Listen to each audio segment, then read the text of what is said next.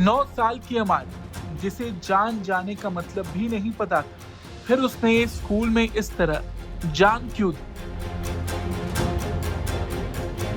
हर वक्त फोटो में victory sign दिखाने वाली बेस्ट ऑलराउंडर का अवार्ड जीत चुकी इस होनहार छोटी बच्ची को ऐसा करने के लिए किसने मजबूर किया?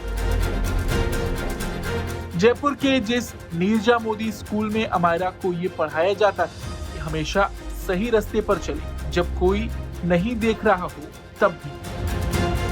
तब क्यों लाखों रुपए सालाना फीस लेने वाला ये हाई प्रोफाइल स्कूल एक बच्ची की मौत पर खामोशी आड़े हुए? चौथी कक्षा की अमायरा अपने माता पिता की इकलौती संतान, बेटी को खोने के बाद मां शिवानी बार बार खुद को कोस रही तो पिता मुंह नीचे किए आंसू बहाए जा रहे। मां के हाथ अब बस इकलौती बेटी की आखिरी निशानी के रूप में ये जूता, जिसे बार बार कभी वो सीने से लगाती तो कभी जोर से दहाड़े मारकर बोलती, अमायरा वापस आ जाओ।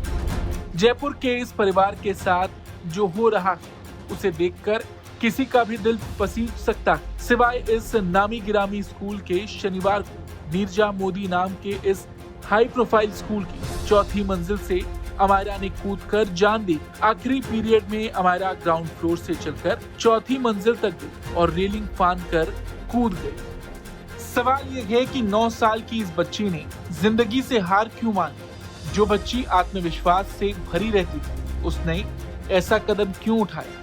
बच्ची के साथ ऐसा क्या हुआ कि उसने ऐसा कदम उठाया? जब उसकी क्लास ग्राउंड फ्लोर पर थी तो वो चौथे फ्लोर पर क्यों? आखिर बच्ची को कूदने से किसी ने बचाया क्यों नहीं? स्कूल है, कुछ छुपाने की कोशिश कर रहा है क्या? ये जो आरोप लग रहे थे कि जो खून के धब्बे थे उनको मिटा दिया गया, क्या ये सच्चाई है सर? अब तो 24 घंटे से ऊपर समय हो चुका है। बिल्कुल सही है कि स्कूल प्रशासन द्वारा जितना अच्छे से अनुसंधान में सहयोग करना चाहिए वो नहीं किया गया है। ये बात, क्या तथ्यों को छुपाया है स्कूल प्रशासन ने? हर चीज का एक एक एंगल से हम चेक कर रहे हैं। यदि कोई तथ्य छिपाया है या कोई सबूत के साथ छेड़छाड़ की है तो उसके खिलाफ उसी तरह से कार्रवाई की जाएगी। बट ऐसा नहीं कोई सबूत हमसे बचेगा। सारे तथ्य बताने के लिए उनकी तरफ से कोई उपलब्ध नहीं हुआ। प्रिंसिपल मैम है या कोई भी जिम्मेदार वार्डन है, वो हमें उपलब्ध नहीं हुआ। ये कहा जा रहा है कि जहां वो बच्ची गिरी थी चौथी मंजिल से कूदने के बाद, वहां पर जो खून के धब्बे थे उनको मिटाया गया। बच्ची के पिता को उस जगह को देखने तक नहीं दिया गया। कि इस पूरे मामले में पुलिस कोई जांच पड़ताल कर पाई है अभी तक? देखो सर, बच्ची की पिता की जहां तक बात है, वो सदमे में थे, वो गए ही नहीं।